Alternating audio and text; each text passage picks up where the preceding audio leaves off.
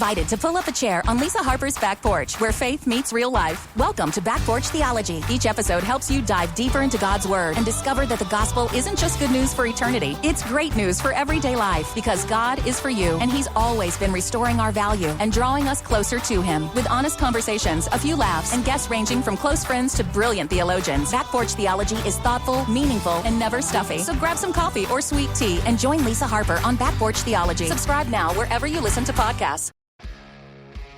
The world is becoming increasingly proficient at telling stories that deny God.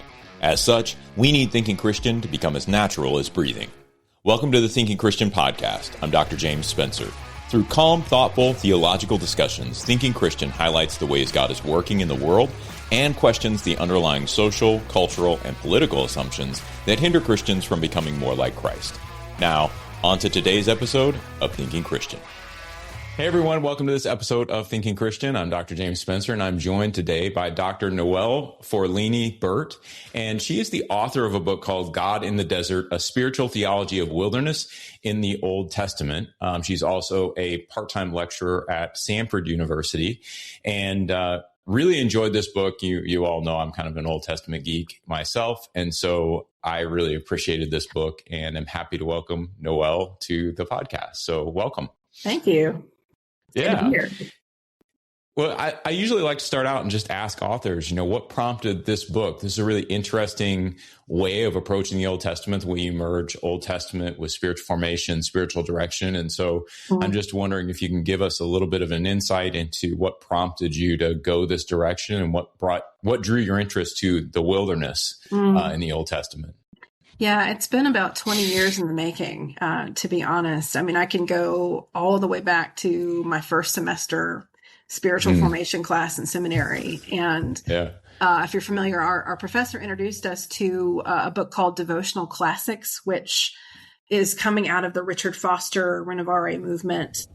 And it's a compilation of excerpts from various spiritual writings throughout church history. And in that book, I met St. John of the Cross for the first time.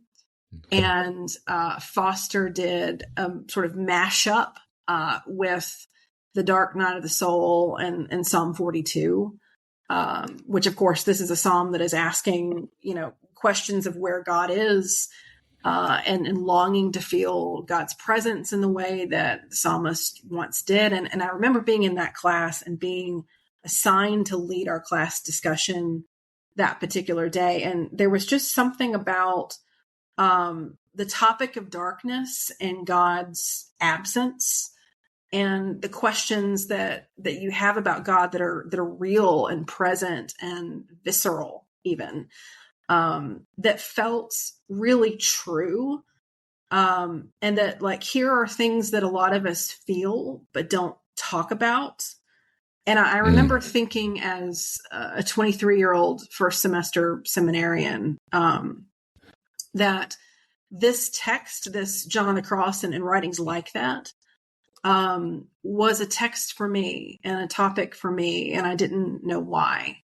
And I had a sense, this just sort of intuitive sense very early that this is something that maybe not now, but somewhere down the line, that this sort of amalgamation of topics of suffering and darkness and confusion and God's absence would be important somehow in my life. And so fast forward a few years later, and I found myself doing a PhD in Old Testament, and the story of Jacob wrestling with God at the Jabbok River found me.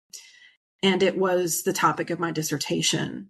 And so once again, it was darkness, and it was God's absence, and yet somehow God's hyper presence, the God that sometimes feels miles away, and then sometimes at other times feels violently present in ways that change your whole life, and how this particular character encountered darkness literally and figuratively a lot in his story. And it feels and was a wilderness of sorts. And so I'm living with that Old Testament text. I'm living with, at the time, taking a doctoral seminar on the cloud of unknowing, and learning about the mystics and desert fathers and desert mothers of the early church, and just seeing images that all related to wilderness in some way, like these sort of opposing ideas that all felt true in the life of faith. Like there's darkness, but you get enlightened in darkness too. Sometimes they're barren, they're stark, yet there's fecundity. That is, there's abundance is also.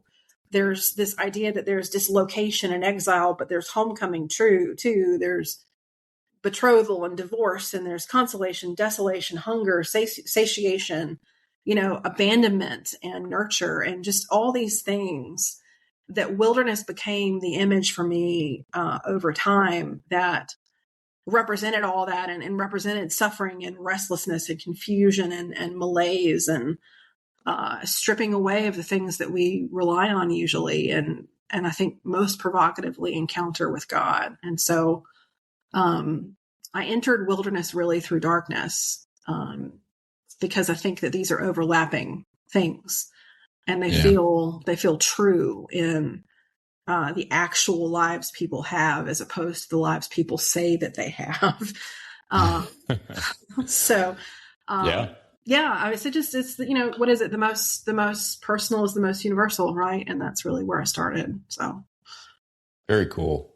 Mm-hmm. As I was reading your book, one of the things that I think I've thought about for a long time is I was never much on preaching. I do it occasionally now, but even when I preach, I mostly just teach and then, draw some application.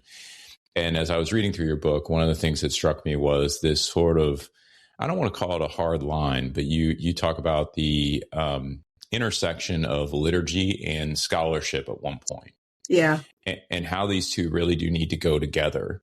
Yeah. And what I found myself asking was, as I've done a little bit more, applicational work, right? Trying to apply exegesis to the church, not just sort of siphoning it off and isolating it from real life. What I find is that merging it to real life, in other words, making the exegesis fit the liturgy, is actually the harder task. Mm-hmm. It's a much more difficult task, and they require each other. But I'm wondering how you think about this, the necessity of scholarship and its relation to spiritual life. So in other words, and maybe I could just say it like this, just so I kind of get my thought clear to you, is sometimes I see a lot of sort of pithy devotional content. Yeah. It has the ring of connecting to real life, but is very disconnected from the text. Yeah. And I'm wondering how you think about that relationship. Yeah, it's tricky because I've seen it done as you have in different ways. So one way is the very low-hanging, shallow fruit of application without exegesis, to where I just said this in class this morning. A text without a context is a pretext for it to mean anything you want it to mean. And that's really dangerous. And so, these sort of pithy things that we put on greeting cards and on throw pillows, divorced from truly dealing with the biblical text as it needs to be dealt with, is dangerous. And shallow. And what is equally dangerous too, though, I think, is I've said in churches that, I was trained as a seminarian and as a doctoral student to really do the opposite of what I just said, to really dig into the context, to really dig into the world underneath the text, and to the exclusion of the soul, to the exclusion of the heart. And I have said in church services, well-intentioned, with people I love behind the pulpit, and have walked away going, I have no idea how this is relevant to my soul. I have no idea how this is forming me. This feels like a lecture, and moreover, I don't even know who you are behind the pulpit, much less who God is. So I think that, and who God is, like, pursuing me and wanting me to be. So I think that there's a danger too that we hide behind our scholarship because we don't know how to go about the deep soul work, or we're afraid to, or, I'm not a pastor, so I can say this somewhat judgmentally without any kind of repercussion for myself, but, without any vulnerability at all.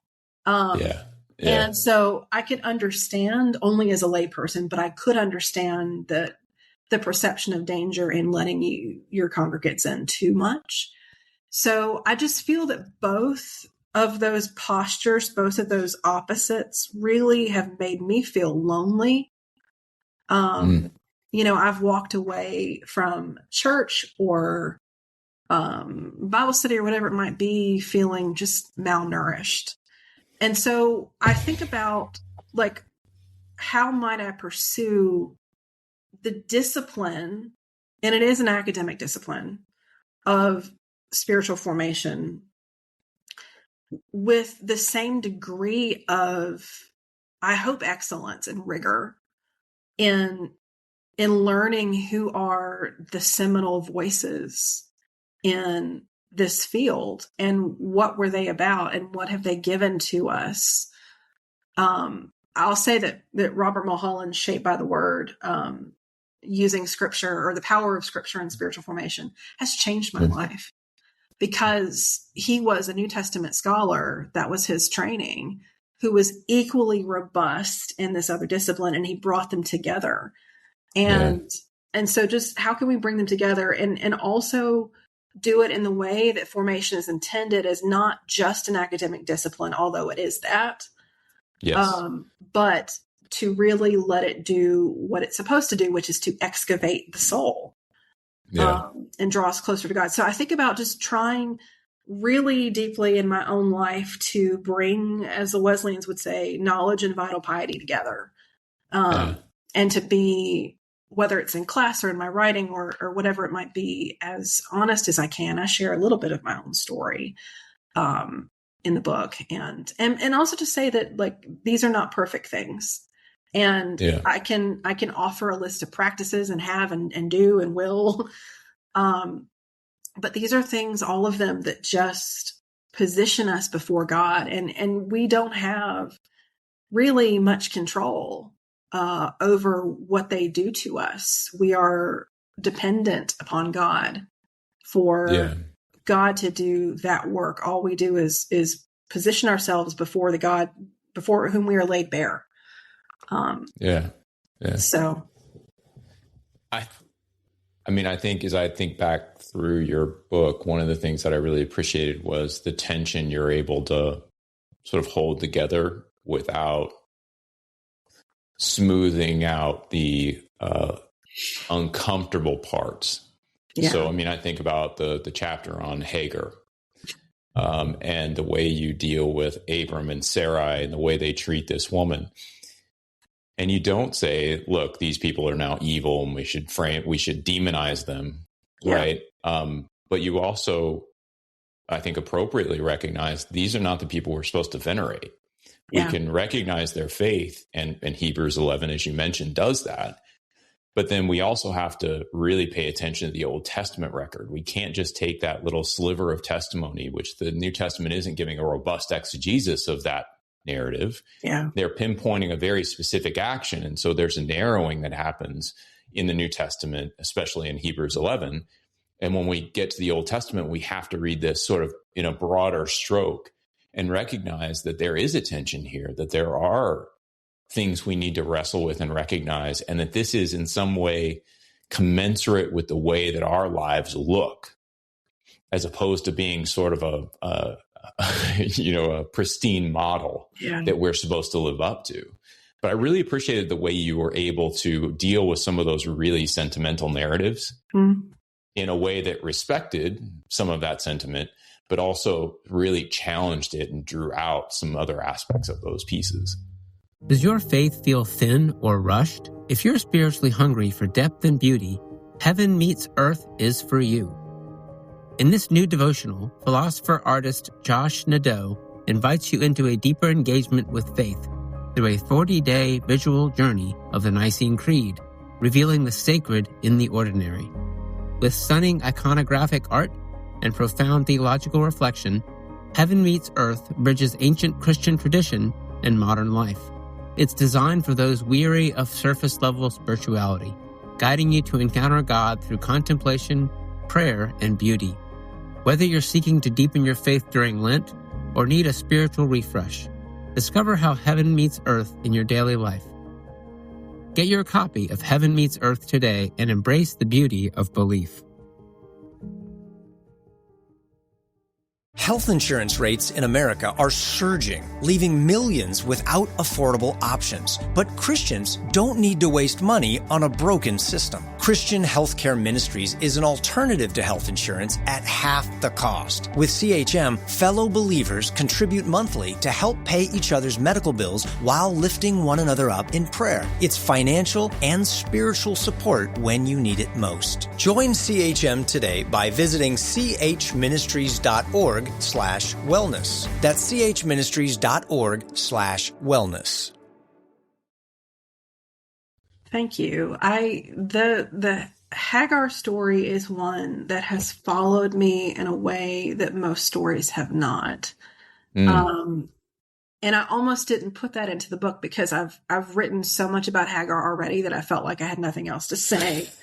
And it just came to me, and I wrote that chapter in an afternoon. I mean, it just came. Wow. Yeah. And I think I look at biblical characters, and in this case, Abraham and Sarah, in the way that I look at myself and the people in my own life. And, when I was younger, I was more apt to think in black and white ways about myself. And I so deeply wanted to be the good person in my own story. Yeah. And, conversely, the people that have hurt me, I so deeply wanted to say, you're the bad guy in the story of my life. And because what does that do for me? It helps me to sleep at night self-righteously and to still allow myself to be a good person. Yeah. And the more that I've grown and aged, really, the more that I've aged, I see that we're complex people, that I'm sure, the mentor in someone's life and the person who has, I hope, been helpful to someone. And I'm probably the villain in someone else's story too. And we are mixtures of darkness and light. And so why would not the characters in the biblical text be that as well? And so I think just holding up a mirror and saying, here are the places where, Abraham is, the friend of God. He is, he is depending on how you read Genesis 22 in particular. I mean, historically, it's been read as this is the pinnacle of his faith. I mean, there's certainly counter readings that complicate that, right? Sure. But to see that, like, he does things that are positive and faithful and things that are really, really destructive. And so do I. And, so do we all. And to look at that honestly and to say, God, please help me to see those places in myself and be willing to look at them and willing to deal with them. It is an aspect, I think, of grace and that I offer to myself and offer to characters in the text too. So I don't want to get too far off on a tangent, but you brought up Genesis 22, and I had a question when I was reading your book, an idea. And so I hadn't really reflected on the Hagar story the way that you did. So obviously there's the connection with her going out into the wilderness, hearing from God, almost being, we could say exiled from her place, her normal home place. Abram and Sarai push her out because they don't, there's tension there and they don't want to deal with this tension. And then God sees her. What I found really fascinating was in reading your interpretation of the Hagar narrative was how I began to think differently about Genesis 22. You always catch that, okay, Ishmael's gone now, right? So this would have been the second time that Hagar and Ishmael are sent away, right? They sent her away twice, once when it's just her and then once when it's Ishmael. I'm correct about that, I think. Yeah. Yeah. It always gets mixed up. And then So you always catch that, okay, Ishmael's gone, Isaac's the only one left, and now this is this act of sacrifice in Genesis 22 that Abram's going to be tested. Is he going to give his only son to the Lord? What I don't think I caught in all of that was the dynamics between those initial narratives where he's trying to push Hagar out, push Hagar and Ishmael out, and now himself being challenged to say, like, if you want to raise the tension, how do we raise it? How does Genesis 22 function in light of those other two narratives? So I don't know whether you have any insights on that, but that was one of those things that it raised a question in my mind, and I wanted to ask you about it. Yeah, that's interesting. I mean, you're right that Hagar and Ishmael are cast out. They're cast out twice. This is, what we call in the Old Testament doublets. The same story, the same basic story told twice in slightly different ways. Maybe it's different authors, who knows? And the sort of pathos of that. I mean, these are stories that raise the emotional bar higher and higher. And you see that really what Abraham is left with is just the one son. And the text is very, very clear as it piles adjectives onto take your son, take your only son, take the son that you love. Just in that very first verse, I think it is, that just really describes the pathos of giving up this thing that you wanted so desperately, and being willing to do that, and the sort of potential effect on Sarah as well. I mean, that's the last that we really hear from her is the previous story, and the rabbis would say about Sarah that she dropped dead after this moment. That's why we don't hear from her is after this story, that it just absolutely killed her. So the emotion, so there's emotion on every side, even in the rabbinic literature that talks about this. And, what we do with that story, whether we take it to be a story about critiquing human sacrifice and other religions, whether we take that as a story of different authors where Elohim requires one thing and Yahweh requires another, and this is how this is getting worked out. And there's a lot about the compositional history of that particular text, but the pathos is there certainly, and just the requirement to give the very last thing that you want to give, the very last thing that you have to give, the dream that you've always wanted, and to be willing to cede that and submit that. Read in a positive light, I can empathize with dreams that you want to keep. So. Yeah, I think it's just, I think what struck me, and as I sort of read your purgation chapter, your purging chapter, which I kind of like, we can turn to next, but I just think there's a beautiful symmetry in this idea that Abram and Sarah are consistently trying to push out Hagar and take away the things that matter to her. And so the test that God puts Abram through is the consequence of his actions in relation to Hagar and Ishmael. Yeah. Like, yes, God tells him to send Ishmael away and it's okay. But the reality is that they've already pushed them out. Yeah. They've pushed Hagar out, and there was no concern for her losing anything. And now all of a sudden Abram is put to the test in this. And I just, it struck me that those narratives are probably more closely tied together than just the superficial Ishmael's gone and only Isaac remains. So I definitely appreciated that about that chapter. Yeah, absolutely. Yeah. So let's talk about the purging chapter, because I thought that was really, again, as I sort of read through the purging chapter, what started to come to my mind is I looked through you do the wilderness piece as a place of testing. You reference Deuteronomy 8, all those, sort of texts that many people are familiar with, man does not live on bread alone, but on every word that comes from the mouth of the Lord. And, the Israelites are sent out into the wilderness as a test so they can learn to follow the commands of the Lord. But then you get into Hosea, And you have this much harsher language in Hosea. It's very strong prophetic language where God is going to send his people into the wilderness. He's going to send them out. And you talk about it in terms of purging. And so I'm interested to hear you kind of walk through that a bit. And then I'll pepper in a few questions along the way. Yeah, I should say the Hosea chapter was the first chapter I wrote for the book. And it was the hardest, certainly for the reasons that you're naming. The hardest to get right. I don't know that I did. The hardest to, gosh, how many minefields can I step over or step on potentially? So I offer that with a great deal of fear and trepidation. I would say, Hosea,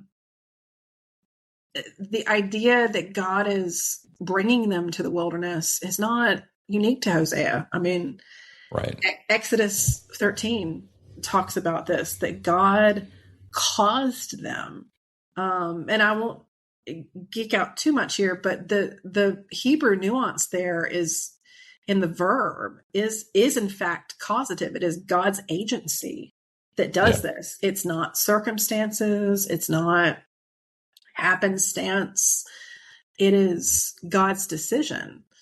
And so it makes sense to me then that Hosea 2 might function similarly in this way. And I think the thing that helps me a little bit to soften some of the biblical language is to go to the Christian mystical tradition. So you use the word purgation, and that is a part of the mystical tradition of what we call scholars call the threefold way of purgation, illumination, and contemplation. And it's kind of across the board. The mystics are weird and wonderful, and I learned to love them in seminary and in doctoral work too. And but they are all wanting to have the end goal of union with God and a lover and beloved meeting one another. And so speak in these really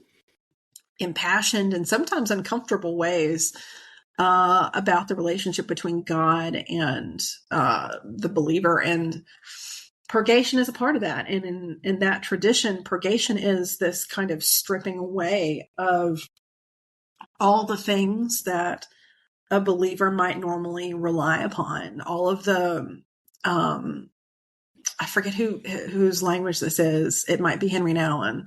The self-made props that we all hold on to. So those are different for all of us. We are not in Hosea's day and time. We are not Israelites in the 8th century who are pursuing idols or who are reliant on maybe political frenemies to help them when times are hard. That's not who we are, because it's not our context. But what are the self-made props that I'm reliant upon? This is not Bible, but I think it's somewhat relevant. I just read Goethe's Faust for the first time a few months ago, and that has stayed with me in such a sobering way. What is the thing? I mean, it's on the face of it, it's a ridiculous story. It's, a man who sells his soul to the devil for infinite knowledge. But boy, I read that and it sits on my shelf, and I think to myself, I could see myself doing some version of that, some form of that, whatever that looks like, I really want to know all the things. And so what is the idol in my life? What are the things that I really need to relinquish? And perhaps when I'm in some sort of stark situation, when my dreams have been crushed, when some terrible thing has happened to me, whatever that might be, whatever it is that gets me to wake up and to pay attention, and to see that God is really wanting me deeply. And he's wanting me in this beloved way that this latter portion of Hosea 2 is dealing with. He's wanting to have that sort of romantic in the sense of adventure and of closeness with me. And I have one foot in and one foot out often. And the Israelites are a picture of that. So I think to answer your question, going back to Christian tradition and maybe not imposing it on Hosea 2, but using it as a conversation partner with it. Helps me a little bit. But to be honest, Hosea 2 is really hard. And, I do fear the reader here and his or her vitriol, perhaps. I don't know what I would do. No, I mean, I think as I read through it, this has always been something, I think it's something that Old Testament theologians always struggle with is, what is God doing here? And how do we think about a punishing God? And sometimes I try to explain it, and I think this softens the language way too much, but sometimes it helps people get their head around it. It's like when my son was younger, he used to have his iPhone or whatever, and he'd sit in the tub and he'd have the iPhone on the side of the tub.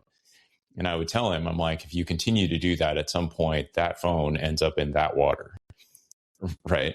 But it didn't matter how much I warned him, he continued to do it. And eventually the phone fell in the water. Right. So we get the rice out, we dry it out. It's all good. But he learns a lesson. Right. Yeah. Well, I didn't throw the phone in the water, but it was the natural consequence of the behavior, like getting to that line and working through it. And so when I read that Hosea 2, my mind was going back to, and I don't think there's any formal relation between these two texts, but the comments regarding the husband's responsibility within a marriage in Exodus 21. Yeah. That resonated in my head as I was reading those passages in Hosea and your reflection on them, because it's like, look what he's taking away. He's taking away the provision and security that a husband is to provide a wife. Yeah. But in this case, it's because the wife has been unfaithful that these things, she's no longer deserving of these things. Mm-hmm. And even then, as God comes back and shows mercy, we see the ongoing faithfulness of God despite his, that purging. Yeah. He comes back and sort of is tender. And so he's long suffering with us. But no, I thought it was a really effective chapter. And I think that when I was reading it, one of the concepts I really love that you pulled out that I was unfamiliar with, I'm not even sure I'm going to pronounce it right, but the Acedia. Does your faith feel thin or rushed? If you're spiritually hungry for depth and beauty, Heaven Meets Earth is for you. In this new devotional, philosopher-artist Josh Nadeau invites you into a deeper engagement with faith through a 40-day visual journey of the Nicene Creed, revealing the sacred in the ordinary. With stunning iconographic art and profound theological reflection, Heaven Meets Earth bridges ancient Christian tradition and modern life. It's designed for those weary of surface-level spirituality, guiding you to encounter God through contemplation, prayer, and beauty. Whether you're seeking to deepen your faith during Lent or need a spiritual refresh, discover how Heaven Meets Earth in your daily life. Get your copy of Heaven Meets Earth today and embrace the beauty of belief. Americans have a big healthcare problem. Over 100 million U.S. citizens carry medical debt. But that's not the whole story. With health insurance, your out-of-pocket and monthly costs are way too high. You get surprise bills, denied claims, and poor customer service. That's a serious burden. As Christians, we don't have to pay for a broken system. Christian Healthcare Ministries is an alternative to health insurance at half the cost. You can enroll at any time and join a proven, faith-based solution that's both reliable and affordable. CHM isn't just help, it's financial and spiritual support when you need it most. Families across the country count on CHM to step in during their hardest moments. And it works. Stand up to health insurance with a low-cost, biblical solution. Join CHM today by visiting chministries.org/wellness. That's chministries.org/wellness. Am I saying that right? Yeah, Acedia. Yeah. Yeah. That concept, I'd like you to explain a little bit, but that concept I think made sense for me of a lot of the tensions that we feel, and it gets around to what you were talking about with the idols and what we really depend on, I think. So maybe talk a little bit about that if you don't mind. Yeah, acedia is a concept that comes out of the desert tradition. So I'm linking that mostly with the desert fathers and mothers and potentially with the Hagar story, but it absolutely applies here too. So when Christianity gets legalized under Constantine in the early 300s, it becomes, church and state, so to speak, come together, and it becomes much easier to become a Christian, and Christianity becomes cultural in many ways. And so there were those men and women Christians who felt like the opulence of the church is no longer representative of the Jesus who suffered and died. And so they fled to the wilderness. And when they fled to the wilderness, they encountered all of these temptations, what ancient desert fathers and mothers called logisimoi, that is the thoughts that assail you, lust or the desire to go back to where you came from, the desire to give up. And so, there's all this advice in the desert tradition about how to deal with that. But one thing that often happened in the result of being in this desert space that was stark and it was remote was just the desire to kind of give up, the desire to get just a kind of weariness at the heat of the day. And it really is connected to the noonday demon is one way in which it's referred to. It's that demon, that whatever that demon is for you, for the individual, that assails you and that says this life that you're leading that is austere and that costs you something isn't worth it. And so that sets in, and sometimes it takes something significant in your life to wake you up and to lead you back to a place of impassioned love for God. So I think that's very, very relevant. I just turned 43, and I feel the weariness of midlife very deeply, and have been a Christian for a long time, and can understand that in a very lived kind of way, even though I'm not a monk or desert mother. But in my own way, I can understand, gosh, the world is not what I thought it was. And I might just want to give up and just do what everybody else does, So I think it's a clear and present danger for a lot of us. So I will say, I think it resonated with me in a few different ways. It was, number one, I started thinking about my own life and saying, I haven't had any major tragedies. I think my wife and I have been really blessed in that way. We just haven't had any major tragedies. But there is something to be said for death by 1,000 cuts. And at this point, at 48, we have three biological kids. We just adopted a 5-year-old. Careers are going different directions, that kind of stuff. Like, you just have the grind of that day to day. And sometimes you sit back and you go, man, it'd be a lot easier not to be faithful at this point. Right. I could make this work so much easier. And I do think that is the sort of complacency that draws in, because we don't see the immediate effect, or the effect that we want, maybe, of being faithful. We want life to get better, and we labor under the impression that being faithful should bring blessing. And I think maybe more specifically, faithfulness should bring the blessing that we expect. 100%. Yeah, not the one that God surprises us with, but the one that we actually want. So I just really resonated with that concept and felt like it fit the tone that you were trying to strike in the book, which I think is the world isn't quite right. Yeah. And and this is where we live, and we should not ignore what's not right about it, while at the same time we can't surrender to what's not right about it either. Yeah. Yeah. I think the implication with Acedia and with the whole of the wilderness experience is the exact opposite of what we kind of began talking about, which is the shallow faith. Yeah. And I think that the wilderness and Acedia and all of these concepts inside of this book and inside of the wilderness traditions, plural, implies a deep faith. It implies a weathered faith. It implies a lived in faith, because these are questions that get raised because you're living with God. So I would take some encouragement, I think, from that. I hope. So I have another sort of curveball question. Okay. So this is the danger of me liking the Old Testament. And so as I was reading through the wilderness work that you were doing, and, seeing how the wilderness is so formative and how it sort of strips you down to your bare essence, it takes away the things that you would ordinarily depend on. And I think Deuteronomy 8 is really crucial to this.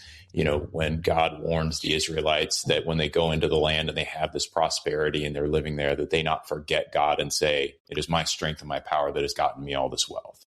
Yeah. Right. That sort of temptation. The wilderness pulls all that back. Mm-hmm. My mind immediately went to the Garden of Eden, this beautiful place of provision and abundance is where it all sort of begins to fall apart.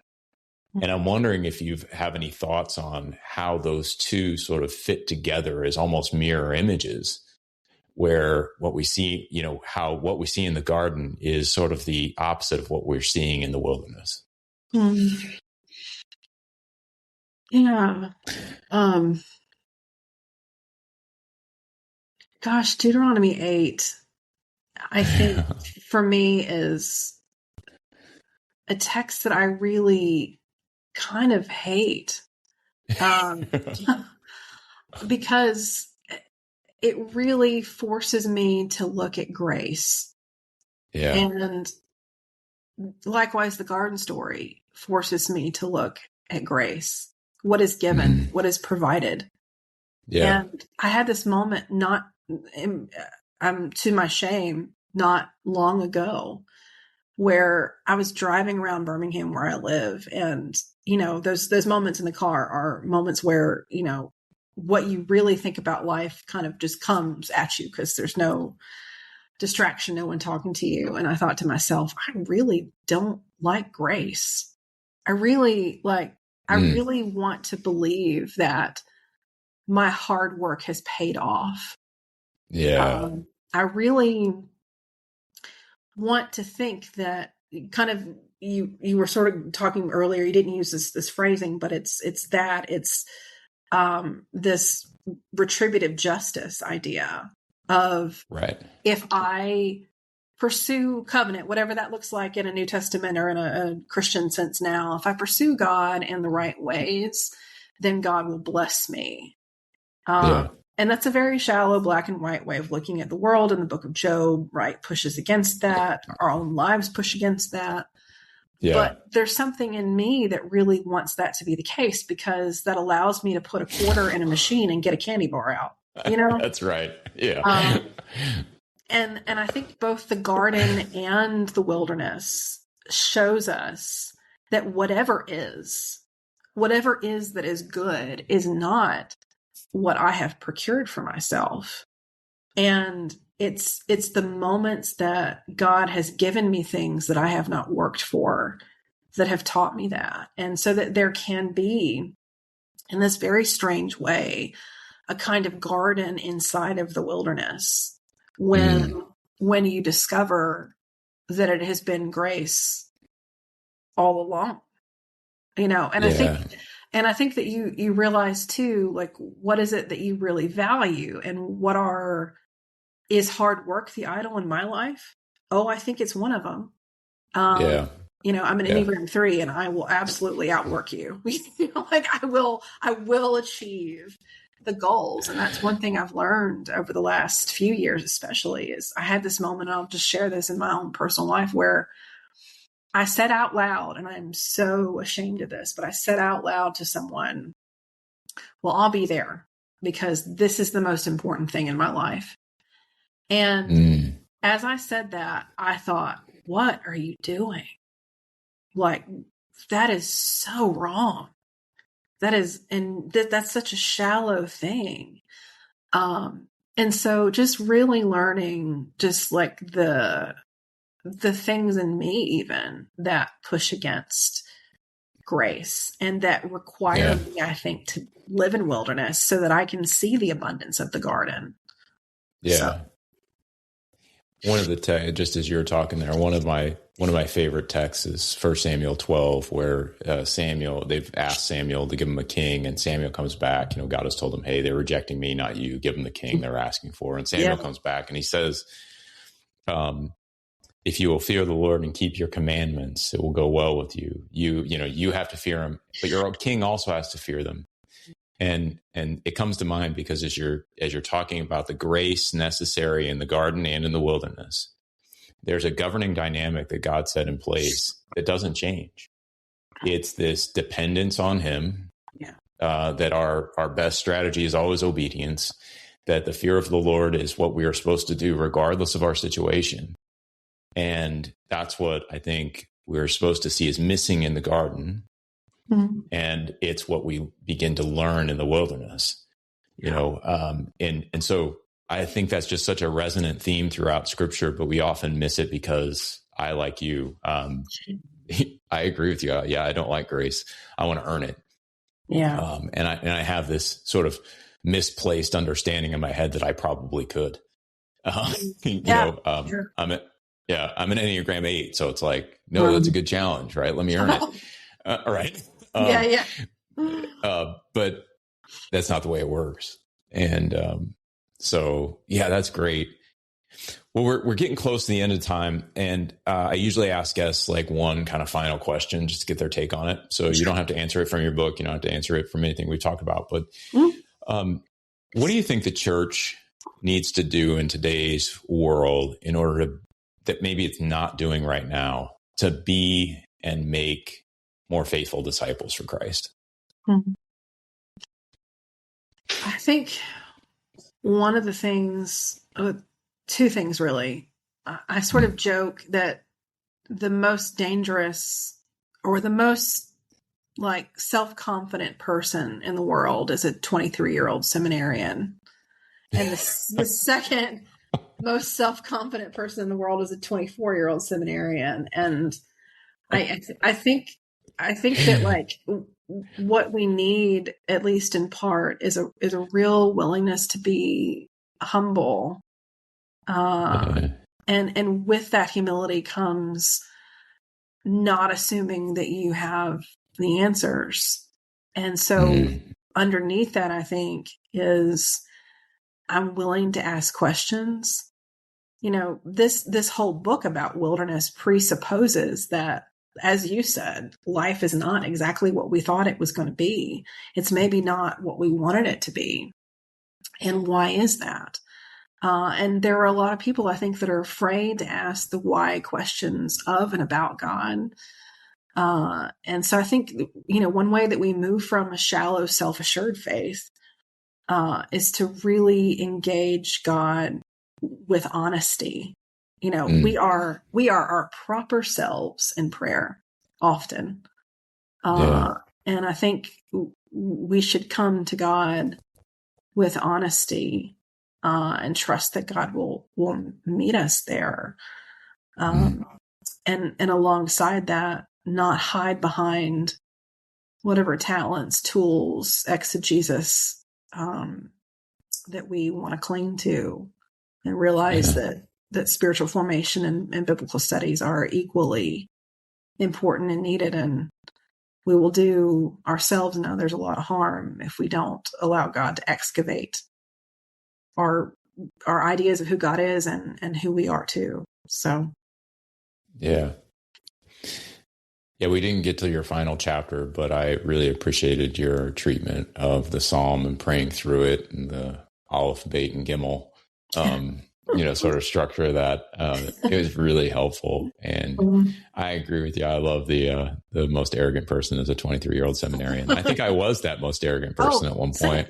Yeah. Yeah. And it's really funny, when you think back on it. I'm sure you've had this experience as well, but it's like I'm a fraction of the arrogance I was back then. Yeah. I think I know sometimes we had this phenomenon when we give student surveys, we do a Bible knowledge exam and you kind of get their perception of how well they thought they knew their Bible. Yeah. And it almost always went down in their senior years. And I was like, that's actually probably a good thing. You should feel like as you go on, you understand this in some ways more deeply and more richly than you ever have.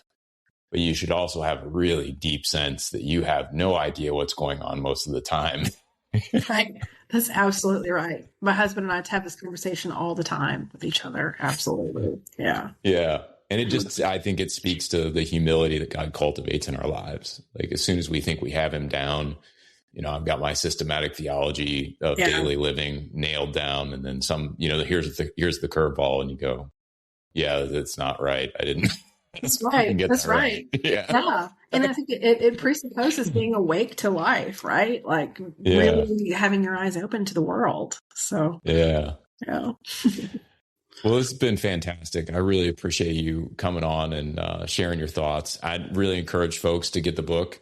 Again, the title is God in the Desert, A Spiritual Theology of Wilderness in the Old Testament. And we really just scratched the surface, I think, on a lot of the topics that you address in the book today. So I encourage folks to go get it. This is an IVP title. IVP gives Thinking Christian listeners a 20% discount. So if you link out and buy it on the IVP Press site, that link will be in the show notes, and you put in the discount code that's also in the show notes, you'll get this book for 20% off. So I'd encourage you to do that. And Noelle, just really appreciate you being on, and thanks so much for being here. Thank you so much, James. It's been a pleasure. All right, everybody. Thanks for sticking with us. Thanks for listening. Go out, get the book, and learn a little bit more about how to deal with God in the wilderness. Well, take care, everybody, and we'll see you on the next episode of Thinking Christian. I just want to take a second to thank the team at Life Audio for their partnership with us on the Thinking Christian podcast. If you go to lifeaudio.com, you'll find dozens of other faith-centered podcasts in their network. They've got shows about prayer, Bible study, parenting, and more. Hi, I'm Nicolette Bell, host of the Everyday Prayers podcast. Each weekday, we take just a few minutes to focus our hearts on God's Word through powerful, scripture-based prayers designed for real life right where you are. Whether you're in the car, folding laundry, or taking a rare, quiet moment for yourself, Everyday Prayers is here to help you connect with God and center your day with truth. Follow Everyday Prayers with Million Praying Moms wherever you listen to podcasts.